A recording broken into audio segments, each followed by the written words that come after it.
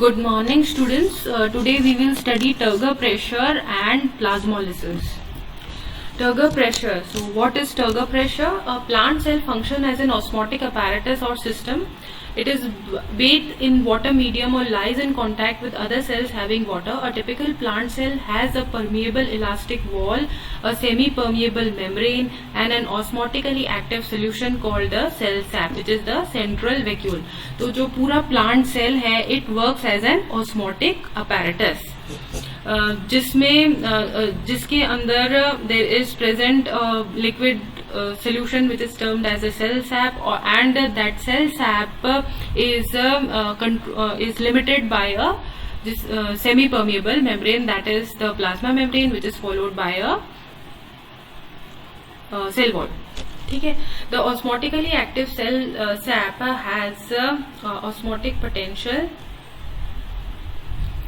psi S or OP, osmotic potential, which causes the osmotic entry of water, which develops the turgor pressure or the pressure potential. So जैसे जैसे cell के अंदर पानी अंदर आता जाता है, क्योंकि उसका जो सेल सैप है दैट इज ऑस्मोटिकली एक्टिव, क्योंकि उसमें सोल्यूट्स का कॉन्सेंट्रेशन काफी ज्यादा है, तो बाहर का जो पानी है means from the other cell which is now turgid enough, तो उसके अंदर उस सेल के अंदर जिसमें विच इज नॉट टर्जिड पानी एंटर होता जाएगा, और उसकी वजह से there develops a turgor pressure. तो टर्गर प्रेशर क्या होता है, सेल के अंदर की तरफ से डेवलप होता है because of the inflating protoplasm, और टर्गर प्रेशर डेवलप होता है टीपी और the pressure potential that is psi P.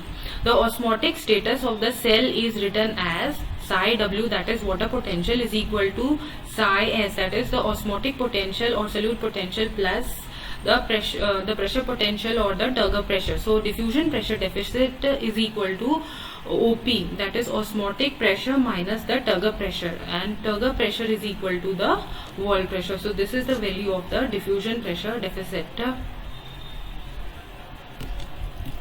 Now this is the cell which is showing the cell wall, the plasma membrane which is acting as a semi-permeable membrane. This is the cell wall. Cell wall is permeable क्योंकि इसमें there are slits through which everything can be taken up or taken into the cell. Now this is the cell sap portion. This is the central vacuole with the cell sap. Here also the membrane, the tonoplast, is semi-permeable and it is filled with water, and this is the cytoplasm. Okay, so psi S or solute potential is a negative force and it causes the entry of water into the cell. Solute potential कुछ और नहीं, osmotic potential है. So इसका ये यही show करता है कि solute का concentration ज्यादा है and hence it is negative, and जहाँ ये ज्यादा होगा solute potential वहाँ पे पानी जो है वो easily सेल के अंदर enter होता जाएगा. Now as a result the cell protoplasm swells and develops a positive force of psi p, the pressure potential और turgor pressure. तो उसकी वजह से क्या होगा, पानी एंटर होगा तो सेल जो है वो फूल जाएगा, इट विल इन्फ्लेट, और उसकी वजह से पॉजिटिव डेवलप होगा the pressure potential. A positive pressure potential will be develop, that is the turgor pressure. which this turgor pressure is kept under check by the wall pressure. अब जितना turgor pressure होगा उतना ही equal and opposite जो है wall pressure आएगा. Wall pressure is from the cell wall, जिसकी वजह से जो cell है उसका shape जो है वो distort नहीं होगा और ना ही जो protoplasm है वो फटेगा. The cell where wall is absent cannot counteract pressure potential. और ये कहाँ होगा, जैसे कि for example the animal cell, it will continue to absorb water due to the solute potential till it burst. मतलब जब तक वो फट नहीं जाता तब तक वो animal cell जो है वो पानी लेता रहेगा, या वो cell जिसके बाहर cell wall absent है. Hence the animal cells are not bathed in water but instead are surrounded by nearly isotonic tissue fluid. Being a positive force, psi p opposes the entry of water into the cell. So जो turgor pressure है, क्योंकि जैसे पानी add on हो रहा है cell के अंदर, turgor pressure is being exerted, और ये turgor pressure जो है ये फर्दर पानी को अंदर आने से फिर रोकने लगता है because the cell is inflated. Turgor pressure से exert हो रहा है the wall pressure, तो wall pressure जो है it further does not allow further entry of water into the cell. Now some important functions of turgor pressure. Turgor pressure keeps the cells and the organelles stressed, essential for proper functioning of a cell. It provides support to non-woody tissues like the parenchyma. Cell enlargement during growth. It also helps in the process of growth of the cell. The leaves fully expanded and properly oriented to light. मतलब जितनी ज़्यादा turgid होंगे cells leaf के, उतने ही ज़्यादा वो stretch रहेंगे, जिससे ज़्यादा there would be more surface area for the light perception. तो उतनी ज़्यादा वो light ले पाएंगे और there would be more photosynthesis. Flowers, young stem and other softer organs are able to maintain their form due to the turgidity और Turgor pressure. तो सब सारे cells का जो definite सारे cells जो organs हैं उनका जो main shape है, it is all maintained by Turgor pressure. In case of the loss of turgidity, जैसे कि wilting होता है, wilting में क्या होता है कि due to loss of water the plants droop, मतलब वो लटक जाते हैं और मुरझा जाते हैं. तो इसके साथ साथ अगर सॉइल में भी पानी की कमी होती है तो that results into permanent wilting. वो हमेशा के लिए विल्ट हो जाते हैं प्लांट्स. उसकी वजह से क्या होता है, द सेल्स और द प्लांट्स डिहाइड्रेट, मतलब पानी की बहुत सीवियर डेफिशिएंसी से उनकी डेथ हो जाती है. ऑटोकोरी और the seed dispersal in the fruits, it also helps in this process. Autochory क्या होता है कि it is a self dispersal of the seeds in fruits by the process of Turgor pressure. तो इसमें क्या होता है कि जैसे ही जो सेल्स हैं या जो फ्रूट्स हैं उनके सेल्स ज़्यादा इन्फ्लेट होते हैं, उसकी वजह से the pressure is exerted and it blast open and it results in the process of autocory, means that is self seed dispersal. Then there are many movements in the plants which are controlled by the process of Turgor, that is as in Mimosa pudica छुई हुई आप सबने देखी होगी कि leaves touch होते ही वो leaves जो है वो बंद हो जाती है. तो इसमें भी जो फिनोमिनन है वो Turgor प्रेशर का ही है. इसमें कैल्शियम और पोटेशियम आयंस जो है वो मूव करते हैं, तो उसकी वजह से तो उनका कॉन्सेंट्रेशन क्योंकि लीव्स में ज्यादा होता है तो पानी ज्यादा रहता है. And as due to the touch contact as they move away from the leaves, तो उसकी वजह से क्या होगा कि जो immediately the water would be released out of the leaves and the osmotic pressure is different at the pulvinus. Pulvinus क्या होता है, वो जो nodal area होता है लीफलेट का, वहाँ पे लोअर और अपर वाले में ऑस्मोटिक पोटेंशियल जो है वो थोड़ा अलग होता है. उसकी वजह से जैसे ही वो आयंस पोटेशियम और कैल्शियम आयंस मूव करते हैं तो उसके साथ साथ पानी भी मूव करता है and it comes out of the leaf tissues and hence जो लीव्स हैं वो बंद हो जाती है, मतलब दे contract. Then there is another example as is shown in this figure. You can see this are the leaves of Desmodium gyrans, major movement of the variation. So इसमें क्या है कि ये जो लीफ है इसके 90 डिग्री के एंगल पे ये दो ऑपोजिट लीव्स रहती हैं. तो ये जो दोनों लीव्स हैं, दीज लेटरल लीफलेट्स जो है they move at 90 degree, means इनमें इनका जो मूवमेंट है it's oscillating movement. So they move from here to here and then back here. So you can see this move down and then it will move again up. So they move 90 degree at 90 degree. So ये जो movement है, this movement is also controlled by the Turgor pressure. So such movements are also controlled by Turgor pressure in the plants. Now our next topic for today is plasmolysis. Plasmolysis is a kind of you can say exosmosis. तो इसमें क्या होगा कि जो plant का cell है इसके अंदर से अगर पानी बाहर आ जाता है so the protoplasm shrinks और मतलब छोटा हो जाता है, वो सिकुड़ जाता है और इस प्रोसेस को कहा जाता है प्लाज्मोलिसिस. तो इसमें जो है this is a normal cell, a normal turgid cell. ये इसका न्यूक्लियस है और ये बीच में इसका main big the central vacuole.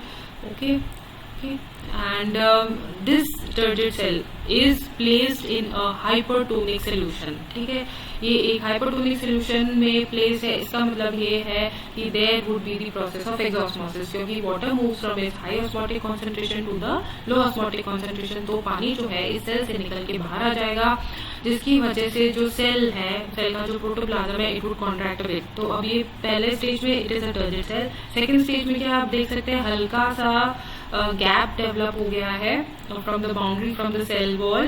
अब now this stage of plasmolysis is termed as incipient plasmolysis, क्योंकि यहाँ पे थोड़ा बहुत प्लाज्मोलिसिस की जो प्रोसेस है वो दिखनी शुरू हो जाती है. Now this is a well defined plasmolysis, मतलब ये काफी हद तक सेल वॉल से जो प्लाज्मा मेम्ब्रेन है वो दूर हो गई है. And finally this is the actual plasmolysis, और you can see the plasmolysed cell, जिसमें आप देख सकते हैं कि the complete protoplasm has shrunk, और जो सेंट्रल वैक्यूल रहता है उसका सारा पानी बाहर आ गया है. There is nothing left in between the cell wall and the plasma membrane. So the cell has shrinked a lot. So this is termed as the process of plasmolysis, जहाँ पे एक सेल को जब हम हाइपोटोनिक सोल्यूशन में रखते हैं तो धीरे धीरे उसका जो प्रोटोप्लाज्म है वो कॉन्ट्रैक्ट हो जाता है, creating a large empty space between the cell wall and the plasma membrane, and this process is termed as plasmolysis. ये plasmolysis it can be said to be exosmosis, क्योंकि पानी जो है it is moving from its high concentration to the lower concentration, that is to the hypertonic solution जिसमें उस cell को रखा गया है. This process is reversible. अगर इसी सेल को वापस से अगर हम पानी में रख दें, इस प्लाज्मोलाइज सेल को अगर पानी में रख दिया जाता है तो पानी क्या है, it would move from its high concentration to the lower concentration, क्योंकि यहाँ पानी बहुत कम है, and hence water would move inverse. That is it would be endosmosis would take place, और by the process of endosmosis ये पूरी process reverse हो जाएगी, and again what we will get is a turgid cell. So plasmolysis in many plant cell protoplasm may shrink completely away from the cell wall and collect as a spherical mass in the center or in one corner of the cell, and this phenomenon is called plasmolysis. तो ये एक corner में क्योंकि जो protoplasm है वो इकट्ठा हो गया है, so this process is termed as plasmolysis due to removal of water from the cell. When this contraction or withdrawal of protoplasm away from the cell wall has just commenced, that is when the turgor or the hydrostatic pressure on the cell wall is zero, the cell is then said to be incipient plasmolysis or the threshold plasmolysis. So यहाँ पे जो है turgor pressure reduces to zero, क्योंकि धीरे धीरे जो protoplasm है वो कॉन्ट्रैक्ट होना शुरू हो गया है, and this process is termed as the incipient plasmolysis. In such a plasmolized plant cell, the release of turgor from the cell wall increases evidently the suction pressure of the cell. Suction pressure increases, which becomes equal to the osmotic pressure of the cell sap. तो इसमें क्या होगा, because of this plasmolysis, जो water potential है वो osmotic pressure के equal हो जाएगा. Of the cell becomes equal to the osmotic pressure of the cell sap. Hence, such a cell will have a maximum water absorbing capacity as both the osmotic and suction pressures are now equal in magnitude. और अब इस cell में जो है maximum water absorption की capacity develop हो जाती है, क्योंकि इसमें जो osmotic pressure जो है और diffusion pressure deficit या फिर water potential जो है both are now equal, क्योंकि the water potential and osmotic potential or osmotic pressure are equal. Then deplasmolysis. अब इस प्रोसेस को जब हम पूरा रिवर्स करते हैं तो it is termed as deplasmolysis. If such a plasmolized cell is transferred from hypotonic solution to pure water, it will slowly recover by the net inward movement of water. If deplasmolysis or inward movement of water is too rapid, लेकिन अगर पानी बहुत access में अंदर घुसेगा तो क्या होगा, the cell would suddenly blast off. It may result in death of the cell due to the sudden stretching of the protoplasm. ठीक है. अब यहाँ आप देख सकते हैं कि जब इस प्रोसेस को पूरा हम रिवर्स करेंगे, मतलब इस सेल को उठा के अगर आप पानी में रख दोगे तो ये पूरी जो प्रोसेस है वो रिवर्स हो जाएगी. अगेन आपको जो है फुल्ली टर्जिड सेल मिलेगा, क्योंकि पानी by the process of endosmosis would enter into the cell. Now, plasmolysis can be conveniently demonstrated in plant cell under microscope containing colored blue or red anthocyanins. Cell sap, since the contracting protoplasm can be readily distinguished in the cell matrix. During plasmolysis, अब plasmolysis की जो ये process है इसमें क्या है, water potential is equal to solute potential plus the pressure potential, ये हम सब जानते हैं. लेकिन इस केस में जो प्रेशर पोटेंशियल है, जो टर्गर प्रेशर है, इट इज जीरो. अब टर्गर प्रेशर अगर जीरो होगा so the osmotic pressure the water potential becomes equal to the solute potential, मतलब जो वाटर पोटेंशियल है वो ऑस्मोटिक प्रेशर के इक्वल हो जाता है. तो hence it becomes easily for now water to enter into the cell. अब ये जो प्रोसेस है प्लाज्मोलाइसिस की, ये हम ऐसे प्लांट सेल्स में इजीली डिमॉन्स्ट्रेट कर सकते हैं जिनमें कलर्स हो, जैसे कि एंथोसाइनेंस या जो कुछ प्लांट सेल्स ब्लू है या रेड है, for example Rhoeo. So plasmolysis in Rhoeo discoloured leaf cells. तो ये जो प्लांट है दिस इज रोयो, इसके जो नीचे का हिस्सा होता है it is purple in colour because of the presence of anthocyanin, और ऊपर का जो लीफ सरफेस होता है वो ग्रीन होता है। तो इसमें हम क्या करते हैं, ये एक एक्सपेरिमेंट है आपके सेकेंड ईयर में, इसमें जो नीचे की सरफेस है उससे हम धीरे से एक पील ले लेते हैं। तो इस पील में जो है ये इस तरह से काफी सारे सेल्स क्लियरली दिखते हैं, और अब हम इस पील में क्या करेंगे, इसको हम सॉल्ट सोल्यूशन या शुगर सोल्यूशन में डाल देंगे। शुगर सोल्यूशन में जब शुरू में डालेंगे तब तो आपको इस तरह से दिखाई देगा। देखो ये सेल्स की बाउंड्री आपको क्लियरली दिखाई दे रही है। So you can very clearly see very clearly you can see the boundary of the cell। ठीक है, तो ये बहुत सारे सेल्स जो है आपस में जुड़े हुए हैं, और अब जैसे ही आप इसको सॉल्ट सोल्यूशन में डालोगे 5 to 10 मिनट्स आप देखेंगे कि ये काफी सारे सेल्स का जो प्रोटोप्लाज्म है वो आधा होता जा रहा है, कुछ का कम आधा, कुछ का ज्यादा। मीन्स वो सेल के एब्जॉर्प्शन पे डिपेंड करता है कि जिसने जितना ज्यादा सॉल्ट सोल्यूशन में एब्जॉर्ब किया होगा उसमें। जैसे कि अब यहाँ आप देख सकते हैं द सेल, द प्रोटोप्लाज्म बिल्कुल ही गायब हो गया। यहाँ ये देखिए ये प्रोटोप्लाज्म, ये पूरा सेल है, this is the cell and the protoplasm has shrunk. यहाँ पे भी आप बहुत क्लियरली देख सकते हैं here the protoplasm has shrunk to this corner and this is the entire cell. तो ये क्या हो रहा है, the process of plasmolysis, and this image is even more clear, the cell is so distinct, और ये प्रोटोप्लाज्म जो है पर्पल कलर का एंथोसाइनिन पिगमेंट के साथ में आपको दिखाई दे रहा है। So in this way we can see the phenomenon of plasmolysis. लेकिन ये पूरा रिवर्सिबल प्रोसेस है। अब जैसे ही इन सेल्स को अगर आप जैसे ही पानी में डालोगे they would again revert back to this condition, मतलब पूरे सेल्स जैसे थे नॉर्मल वैसे वैसे हो जाएंगे। So that is the process of deplasmolysis. Okay, so अब प्लाज्मोलाइसिस का इंपॉर्टेंस क्या है।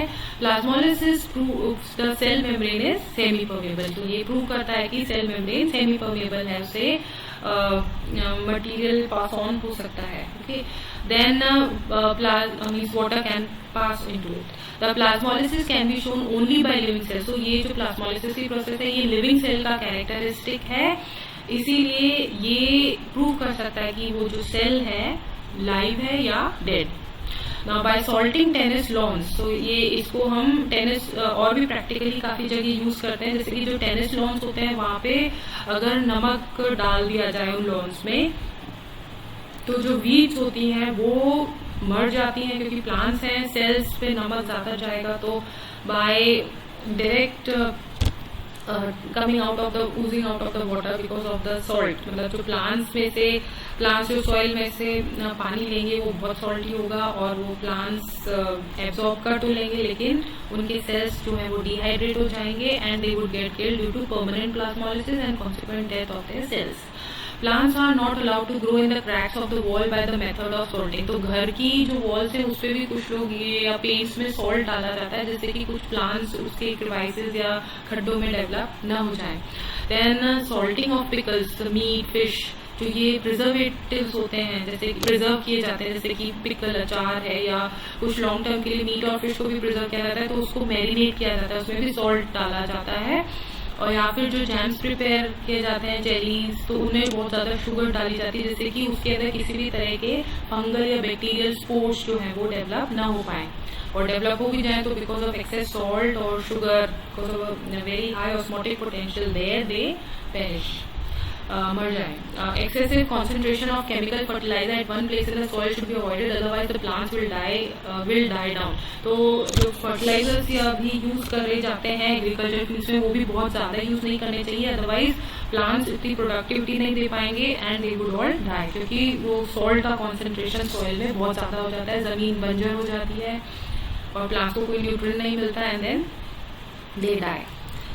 Then dead cells are fully permeable, और जो डेड सेल्स होते हैं वो कम्प्लीटली परमेबल होते हैं। इसका एग्जांपल हम इस तरह से कर सकते हैं, ये भी एक एक्सपेरिमेंट है आपके सेकेंड ईयर में। चुकंदर, बीटरूट मतलब चुकंदर वो जो पर्पल कलर का होता है और उसको कहते हैं कि उसको अच्छे खाना चाहिए बिकॉज उसमें काफी आयरन होता है, so it helps in curing anaemia in us and supplies it with lot of iron in our blood. तो चुकंदर में क्या होता है, उसकी जो पीसेस हैं उनके उसके और भी पीसेस करके, और भी छोटे छोटे पीसेस करके उसमें उसको पानी से तब तक धोया जाए जब तक उसमें से रेड कलर जो है उसका पिगमेंट, एंथोसायनिन पिगमेंट निकलना बंद हो जाए। फिर जब वो पिगमेंट निकलना बंद हो जाता है तब उसको जो है अगर हम बॉईल करते हैं तो बॉईल करने से क्या होता है कि सेल्स जो है वो सब डेड होके they all burst open because of the heating, और फिर उसके अंदर से और भी बहुत ज्यादा रेड पिगमेंट जो है एंथोसायनिन पिगमेंट निकलना शुरू हो जाता है। सो दिस प्रूव्स दैट जो डेड सेल्स हैं they are fully permeable. So ये जो मैंने आपको पढ़ाया है, this all I have taken from CBH publication book, Kailash Agarwal, Jyotsna Sharma, plant physiology and biochemistry. Thank you everyone, have a nice day.